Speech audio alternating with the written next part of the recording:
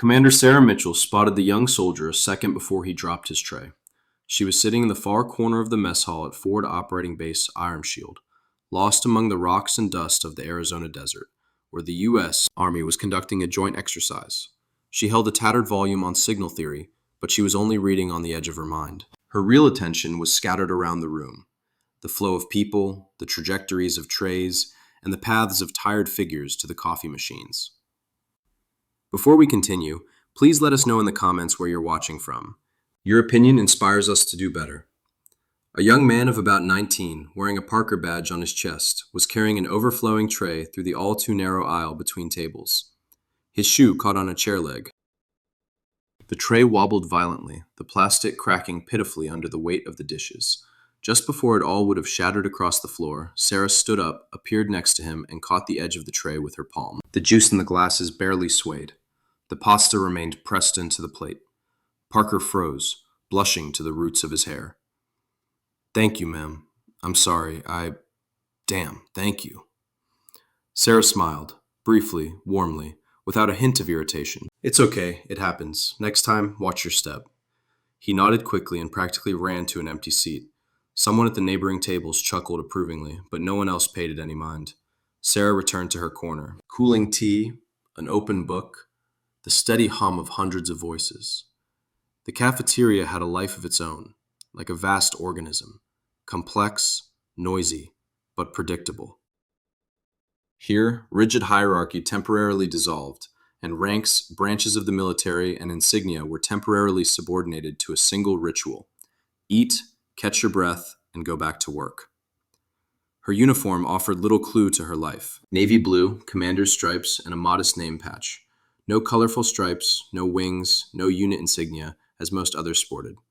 Her modest, petite figure was lost against the backdrop of broad shoulders and massive necks. She ate calmly, measuredly, her gaze gliding around the room, not seeking company, but noting details.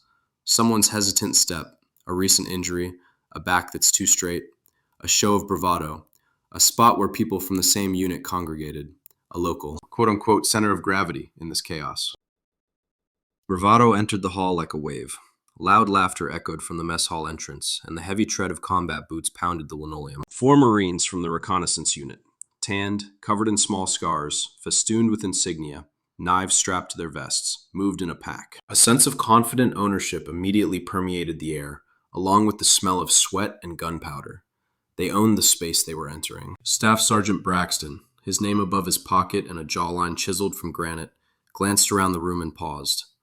The table in the far corner, with the clear view of the entrance, was occupied. A petite naval commander sat there with a book and a tray. A seat that, according to the unspoken internal rules, was considered theirs. He stopped in the middle of the passage. The other 3 scattered behind him, blocking the exit from the corner. "Hey!" he barked. The hum in the immediate vicinity died down for a moment. "You are in our place." Sarah looked up from her plate. Her gaze, pale, gray, calm, slid over Braxton's face and lingered, expressing neither surprise nor resignation. She didn't answer. Corporal Diego, the youngest of the 4, leaned closer with a crooked grin. "Did you hear him, ma'am? Or does the Navy use tin cans instead of hearing aids now?" His companion's laughter was hollow and smug. Braxton leaned his palms on the table, looming over her. His shadow fell across the tray, blocking the light. "This is the intelligence desk. 3 rotations in a row. We'd be very grateful if you could find another place for your tray, Commander." He drew out the word commander, putting into it everything that is usually hidden behind open insults: doubt in her right to bear the rank, contempt for the naval ones, the certainty that before him was not a warrior but a clerical error of the system. Sarah's expression didn't change. Over 20 years of service, she'd seen men like her, in various uniforms and with different accents. They entered her life with the same inevitability with which the sun rises daily over the horizon, a constant background factor, worthy of neither hatred nor fear. They saw her height, the lack of embellishment on her uniform, her soft voice, and completed the image of weakness. They always confused restraint with fear. "Look, we're not asking." Braxton's voice dropped to a low, almost growling register. "We're telling you, move." Her silence struck Diego like a starter's pistol. He reached across the table and pushed her tray sharply. The metal scraped against the countertop. The plastic cup flicked over, and water mixed with warm vegetables spilled onto the floor. The plate crashed, breaking in two. All this noise momentarily drowned out the conversations around them, and then, in contrast, carved a dense, wary silence from the general hubbub. Everyone close enough to see turned their heads. "Get out," Braxton said dryly, no longer playful. The words sounded like a final verdict in his voice. Sarah glanced from him to Diego, then to the other two standing slightly behind. These weren't just people in front of her. The angle of their shoulders, the position of their feet, the line of their breathing, the tension of their fingers on the straps of their gear. Her brain, trained for years in instant combat analysis, automatically broke them down into parameters: possible attack angles, the likelihood of physical contact, reaction time. In the upper corner of the room, the blinking red LED of a security camera became a distinct fact in my mind. It was in the southeast corner. The viewing angle was about 45 degrees. The light was on, meaning it was recording. Less than 15 seconds passed from the first shout to the spilled water. She stood up slowly. The four Marines tensed slightly, expecting a shout, a blow, a threat to call the military police. They were ready for a fight, and were already confident they would win. But Sarah merely bent down, picked up a plastic cup that had fallen to the ground, swept some of the cooling vegetables with a napkin, and carefully returned them to the tray. She glanced briefly at the mess on the floor, then at Braxton's face. Her expression remained serenely professional. She nodded slightly, not in agreement, but as if registering the conclusion of the event. She turned around, picked up the tray, and calmly walked to the disposal window, walking around the puddle of water. A low, satisfied chuckle sounded behind them. To the four of them, and to those watching, it was all clear. The little naval officer had been publicly put in her place, found neither the voice nor the strength to protest, and walked away humiliated. The incident, they thought, was over. For Commander Sarah Mitchell, it just became documented.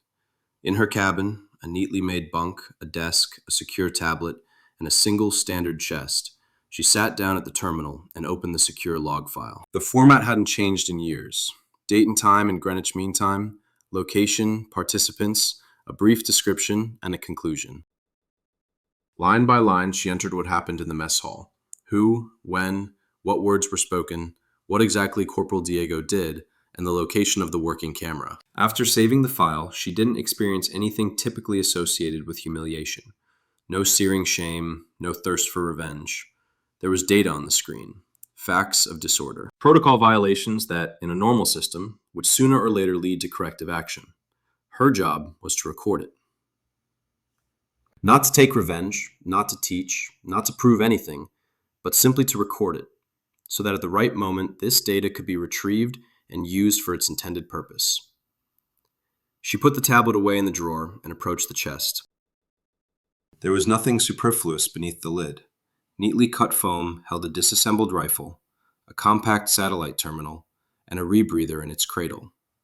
She removed the rifle parts and laid them out on the rug on the floor. A Lapua Magnum 338, a tool capable of striking sheet metal or a human heart with equal indifference. Her hands moved without consulting her mind. Bolt, barrel, magazine, inspection, lubrication, wiping, arc after arc, precisely measured in amplitude and force. The smell of gun oil and solvent was almost as soothing to her as the smell of salt and iodine she'd grown accustomed to during her first years of service. There was something honest about the pure mechanics of a firearm. The bullet always told the truth about mistakes. A miss was a miss, a hit was a hit. In ballistics, there were no excuses, only calculation. Wind, temperature, angle, the rotation of the earth, air density, relationships that couldn't be eroded by the number of stripes on the shooter's sleeve. As she ran the cleaning rod down the barrel, her thoughts drifted to another silence, heavy, dense, damp. 60 meters below the ocean's surface. No bubbles, just the quiet hiss of a rebreather, the constant pressure of water on every cell of her skin, on her eardrums and joints. Down there was no room for shouting or posturing, only precision. Only the limited supply of air and warmth. Only an environment whose indifference kills anyone who, even for a moment, ceased to respect it. She spent years in this silence, like a Navy SEAL, a ghost hunter gliding through the water. But what set her apart from many who had undergone similar courses and trials wasn't lung strength or muscular endurance. Her gift lay in seeing patterns where others saw noise, and hearing the faint, intermittent whisper of a signal amid the hurricane of static. Where most saw simply a sea of static, she could discern structure, the place where chaos betrayed the presence of intelligence. Her unit's unofficial emblem, which she allowed herself to wear only on her gear, depicted a phoenix rising from a circuit board. The phoenix's wings formed diverging radio waves. Beneath it was a laconic motto: "Trust in antennas." Having reassembled the rifle, she clicked the bolt, checked the action, and tucked the weapon back into the foam. This wasn't preparation for revenge, simply returning herself to her starting point, a familiar one, a reminder that her strength didn't lie in winning cafeteria fights. Her strength lay in performing flawlessly when it really mattered. The base had a deep-sea training pool, a huge concrete tank where they taught aircraft egress and diving. In the evening, when most of the people had finished their training, the building emptied and turned into an echoing stone womb, filled with humid air and the reflections of light on the high vaults. Sarah entered with the key, changed, checked the rebreather straps, and adjusted the valves. The water greeted her with coolness and an instant, silent embrace. With every meter she sank, the world above dissolved. The noises of the base faded until they were reduced to a barely perceptible hum. All that remained was her own pulse, the quiet hiss of her breathing system, and the slowly shifting beams of light from the industrial lighting. Hanging in the depths of the water, she closed her eyes. Where others would have felt anxiety, claustrophobia, or a burning desire to surface as quickly as possible, she, on the contrary, felt a sense of home. Here she wasn't a small woman among big men. Here everyone shared the same lung capacity, the same limits of their trained body, and anyone who lost control paid the same price, regardless of rank or stripes. The incident in the cafeteria, which had briefly surfaced in her memory, looked here like exactly what she'd recorded it as, a data point, in a chain of events that would lead somewhere. 2 days later, this chain pulled at the next knot. During this time, Braxton managed to retell the story of throwing the naval file out of his desk a couple more times, embellishing the details. Their little internal myth grew stronger and bigger, and with it the fear that the object of that myth might formally complain. To preempt this potential development, he did what many had done before him. He filed his own report, in which he described the same scene, but in reverse. In his version, Sarah was asked to vacate a, quote, priority training area, refused to obey the orders of the senior non-commissioned officer on the battlefield, interfered with work, and displayed, quote, behavior unbecoming of an officer. Captain Harris, who commanded Braxton's company, was a man for whom the Marine Corps chain of command was not just a matter of procedure, but practically a matter of faith. This faith left no room for trust in naval officers. He signed the report from the respected intelligence officer without question and sent it up the chain to base headquarters. There, the document landed electronically on the tablet of Lieutenant Commander Price, a meticulous, attentive officer whose job required him to constantly balance the letter of regulations with practical reality. He read the text once, twice, sensing a subtle but persistent sense of inadequacy. Braxton's report was too full of apologetic rhetoric and too few hard facts. Price typed Mitchell's name into the system. The file emerged as a nearly solid strip of black rectangles. Redacted notes obscured most of the details. The few available lines contained titles that spoke louder than long reports. Naval Special Operations Command, Integration of Command, Communications, Intelligence, and Cyber Operations. References to operations codenamed Trident and Phoenix. Not a hint of discipline issues. With this set of doubts, Price went to the base commander, Captain Thorne, of the Surface Fleet. He read the report and chuckled darkly. A staff sergeant is accusing a Navy officer of insubordination at the mess table, he asked, leafing through the document. And Captain Harris signed it? Yes, sir. Harris would have signed a statement about the desert being flooded if it had come from his scouts, Thorne muttered. It smells bad. Ask Mitchell her version, and do it quietly. I don't need a show here. Price found her in a small, windowless room, crammed with server racks and electronic warfare equipment. The monochromatic hum of the fans and the green-amber glow of dozens of indicators created their own, almost cosmic atmosphere. Sarah sat with her back to the door, in front of a screen flickering with spectral analysis bars. He barely had time to pronounce her title when she turned her head and noted without any surprise, "You have come regarding Senior Sergeant Braxton's report. For a brief moment, he was at a loss. "Where are you from?" "I monitor the base's internal network traffic for procedural anomalies," she replied calmly. "A complaint from a 6th-rank private about a 5th-rank officer is a statistically significant event. I flagged it when the packet passed through the gateway." She transferred his personal journal to his tablet with a couple of keys. It recorded, in dry words, without emotion or judgment, exactly what the camera in the cafeteria had captured. The entry had been created 17 minutes after the incident and, until now, had only been listed as storage. "Why didn't you send him on command?" Price asked. "Because further action didn't seem justified at the time," came the reply. "The violation was minimal. I recorded the information." "And now?" he asked cautiously. "Braxton and his captain are demanding a formal reprimand." Sarah met his gaze for a second. "That's data too," she said. "It's been added to the general array." For her, the conversation ended there. Price, stepping out into the hallway, realized he had two mutually exclusive texts in his hands, and the feeling that he really was just a bit player in someone else's larger plan. The denouement was not long in coming, but it came not through paper, but through teaching. The scenario for the upcoming readiness exercise was designed to drain the base dry.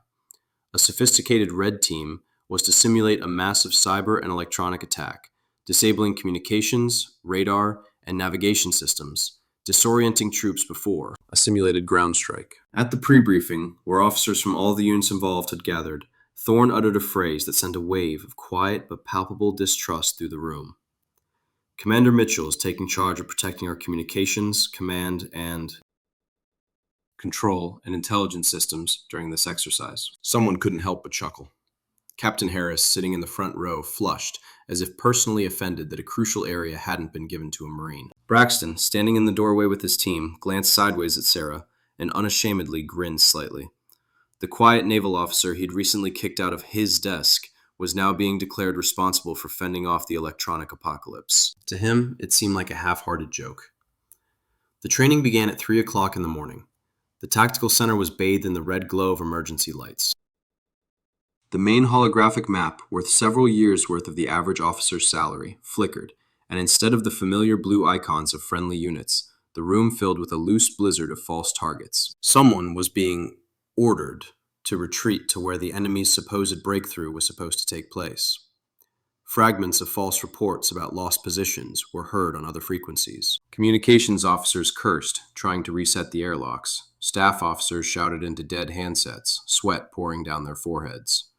Everything looked exactly as it should have looked during a well-planned attack on the base's nervous system. Sarah stood at the side console, slightly removed from the commotion around the room.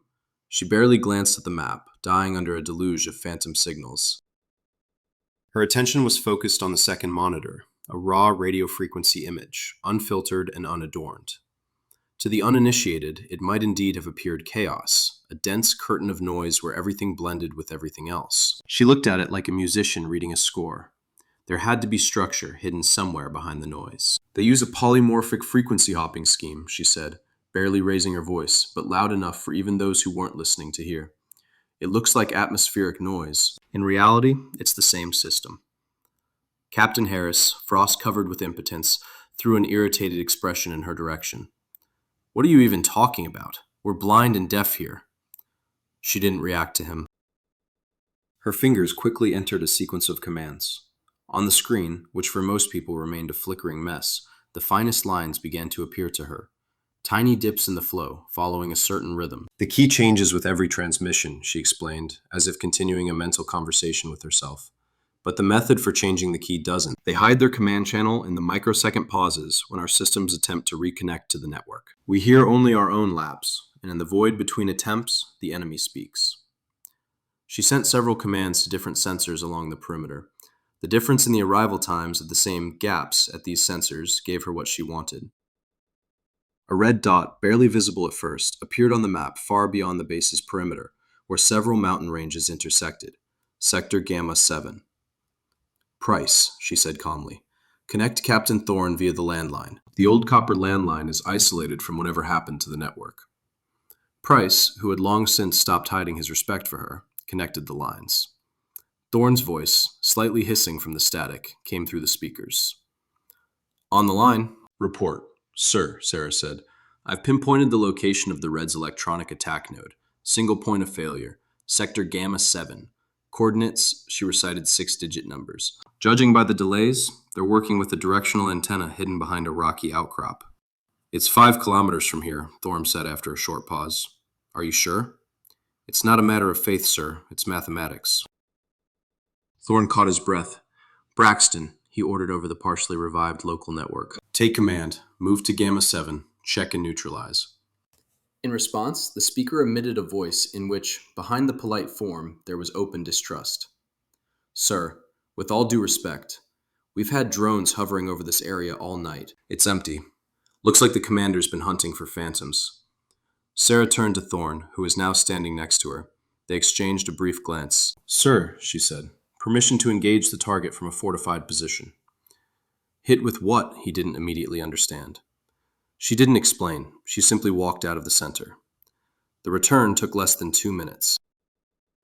During that time, the conversation in the hall had died down to tense whispers. When she reappeared, holding a black case containing a rifle, many were looking at her, some in bewilderment, others with almost superstitious interest. She unpacked the case, assembled the weapon in a few precise, measured movements, and set the rifle on a heavy tripod in a fortified firing position near the embrasure. She connected a small digital communications terminal to the scope. Price and Thorne found themselves standing to the right and left of her, as if they felt a need to be present for what was about to happen. Her voice was no longer confined to the room. The nearest operator had picked up the sound on the internal channel, and now half the base, without realizing it, was listening to her calculations. She recited the distance to the target, the wind direction and strength, the air density, and the correction angles. To the uninitiated, it was a collection of foreign words. But the confident and composed manner in which she spoke them suggested not bravado, but a matter-of-fact precision. In the actual thermal image, the gorge still appeared empty. Only a careful eye could detect a tiny warm spot behind the ledge, the generator she'd mentioned out loud. After the final correction, she fell silent. For a few seconds, the room became almost completely silent. People whose worlds had until then been filled with chaos of interference and the inability to function suddenly turned into people awaiting one simple physical event: a gunshot. Sarah's finger gently pulled the trigger. The roar momentarily drowned out even the wail of the sirens. Recoil rippled through the tripod's frame, and the spent shell flew off, clanging against the concrete. 2.8 seconds stretched out like chewing gum. It was enough for Braxton's voice to appear on the air. No effect on the target. I told you, it's empty. He didn't finish. A bright flash appeared on the heat shield behind Sarah. A split second later, the flash's light reached those looking through the night sight or toward that sector of the desert. A little later, with the lag that Earth's air must give to distance, a low, dull rumble reached the base. The red strobe lights in the center began to flicker less frequently, then went out completely. The sirens fell silent. The holographic map came to life, returning only the blue icons to their proper positions. The communication channels cleared, as if someone had pulled a cord of chaos from them with a single movement. For a few moments, there was a stunned, drawn-out silence, and only then did the stunned breathing of someone's voice machine come over the line. Corporal Diego, who had already reached the destroyed node, spoke into the air with a note not of faith, but of forced recognition. Here are the remains of a diesel generator. The antenna is dead. The red team has surrendered. They're asking who is targeting them.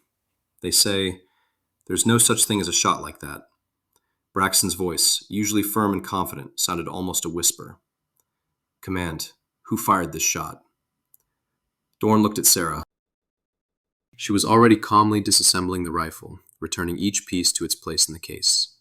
There was no rush in her movements, no satisfied gesture of victory, no desire to look back and assess the impression she had made on the audience. She had done her job and moved on to the next task. The story of how Commander Mitchell shot through an impossible enemy electronic warfare system 5 kilometers away using the generator's virtually invisible heat signature spread around the base faster than any official report. Those who retold it in smoking rooms and barracks included both exaggerations and omissions, but the overall message was clear to everyone.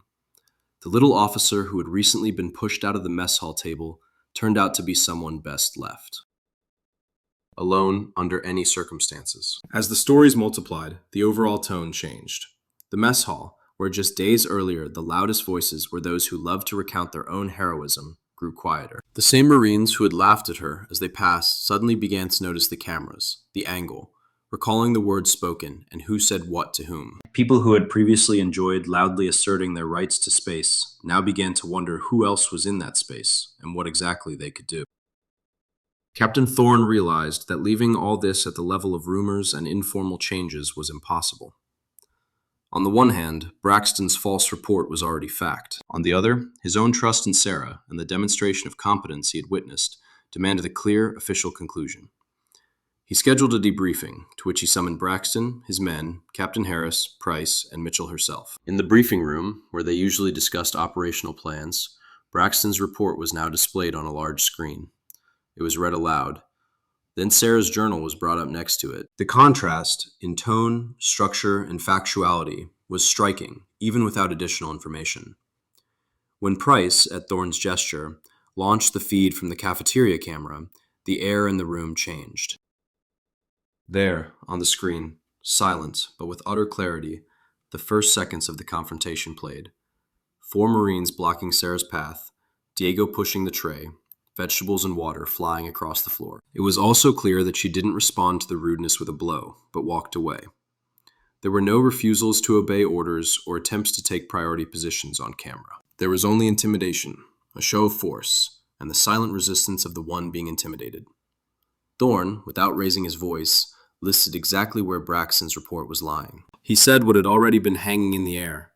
The senior sergeant had tried to exploit the system to formalize domestic violence as an official violation, thus gaining additional ego insurance. Harris, having signed off on all this, didn't even bother to check the other side. Both were guilty not only of what they did, but also of what they didn't do. Then the exercise data was shown. Graphs, spectra displayed on the screen, a triangulation diagram. And when Petty Officer Jacobs, a gruff, experienced electronic warfare expert, calmly explained to everyone present what Mitchell had done, how she had heard music in the hurricane, and found the conductor where everyone else had heard only thunder. Even those who had previously dismissed it as routine signalman work couldn't help but look at her differently. Jacobs made it crystal clear. The shooting itself was merely the period at the end of a highly complex intellectual sentence. The final chord was a brief, edited summary of Sarah's career history. Years in special operations, sniper and dive supervisor qualifications, and involvement in the development of operations rumored only in closed offices. No one in this room knew all the details, but even what was allowed to be shown was enough to make it absolutely clear. They were dealing not with a pencil pusher, but with one of those quiet figures who usually remain behind the scenes, yet upon whom the outcomes of too many events depend. After that, Thorne didn't soften his words. He didn't over-dramatize either. Everything sounded flat and cold. You confused professional restraint with weakness. You assumed that appearance gave you the right to judge competence. You were mistaken. The correction will be harsh, but necessary. The next morning, Braxton, his men, and Harris stood in the hallway across from Thorne's office. People were passing by, going about their business, but few allowed themselves to openly stare.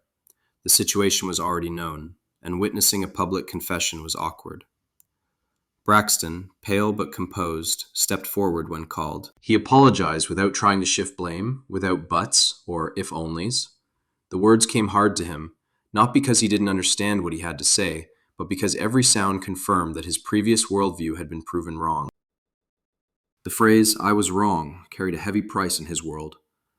Then he removed the intelligence emblem from his sleeve, a symbol that meant more to him personally than any award on his chest. He offered it to Sarah in his open palm. She looked at the emblem, at his face, and shook her head, her expression unchanged. "I'm not here for trophies," she said. "Leave it." He lowered his hand, and as she turned to leave, he straightened up, the way people stand in formation only at funerals and before a flag. His men did the same. 4 hands rose simultaneously in a soldier's salute. Not a routine salute, but a sign of respect from the bottom up, to someone they had previously considered beneath them. She answered just as clearly.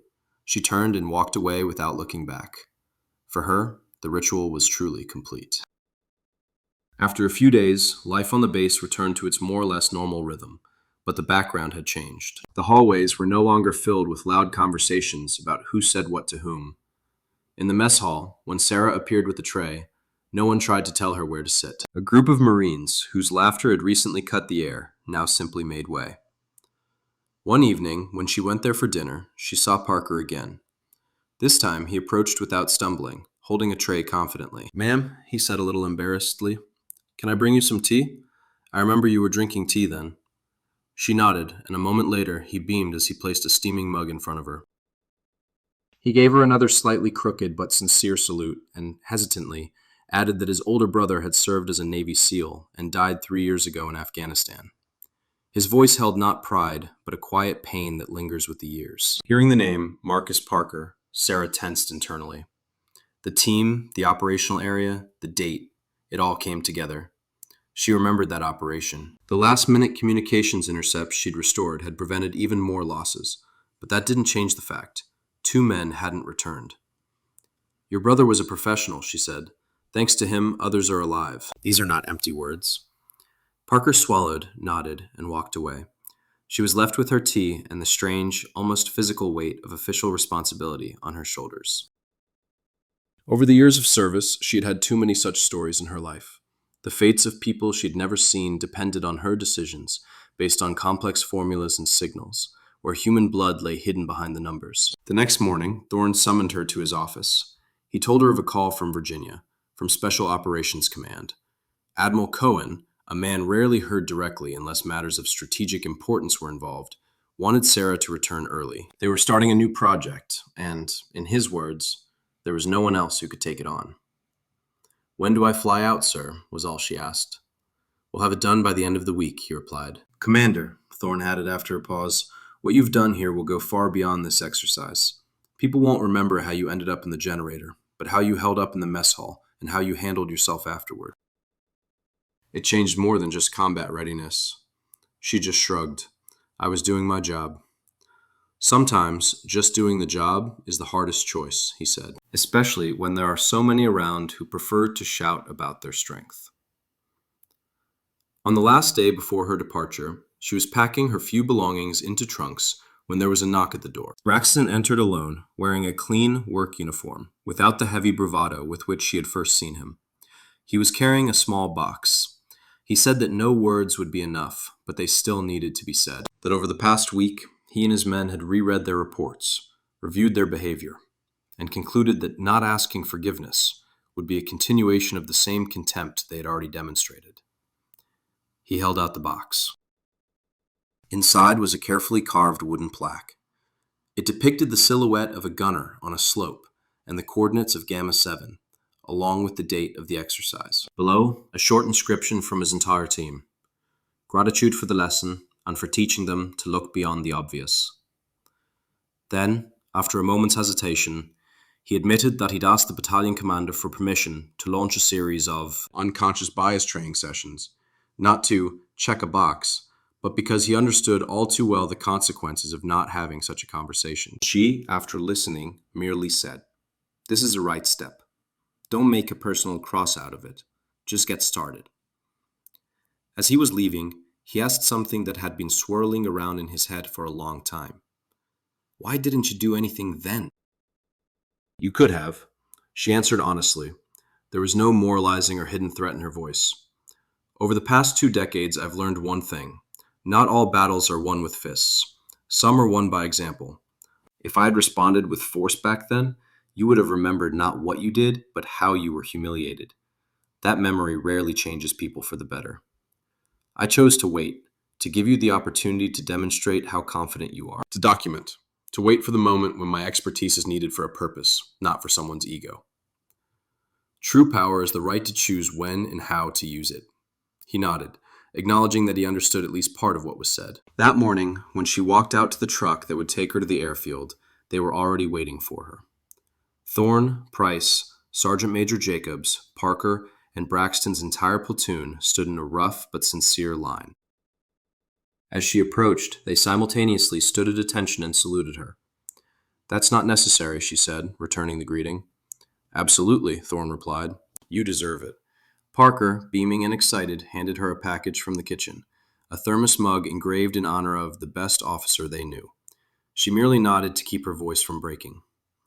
The drive to the airfield was short. A cool breeze, the dusty scents of the desert, and the distant hum of engines wafted through the slightly open window into the cockpit. The base was living through another morning of service. Flags were raised, formations marched, and aircraft engines started. Everything looked as if nothing out of the ordinary had happened here. And that was right. People come and go. Mistakes are made and corrected.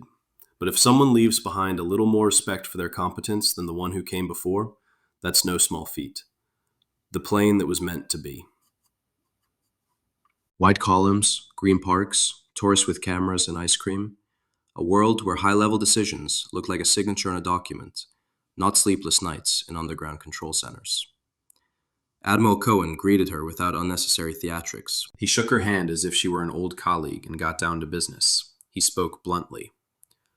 Intercept was an attempt to do what had previously been held back, not by a lack of technology, but by its excess and fragmentation. She had to not only design the system, but also maneuver it through the morass of interagency interests. You'll have a team for as long as you ask, he said at the end.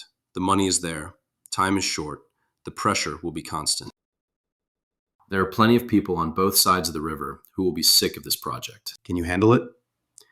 She remembered the deserted mess hall, Parker's soft voice about his brother, the look in Braxton's eyes when he first truly saw her as a professional rather than a naval commander.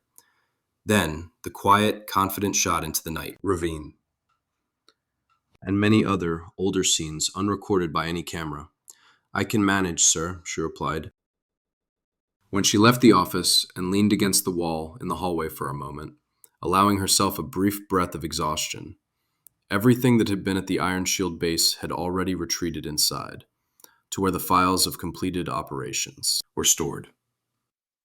New work lay ahead, a new data set, a new environment where she would have to find patterns in chaos and carry out yet another correction, perhaps the most difficult of her career. She straightened up, pushed off the wall, and continued walking. True warriors don't waste time boasting about their strength. They just keep doing the work. Sarah Mitchell had always done just that, and she intended to keep doing it.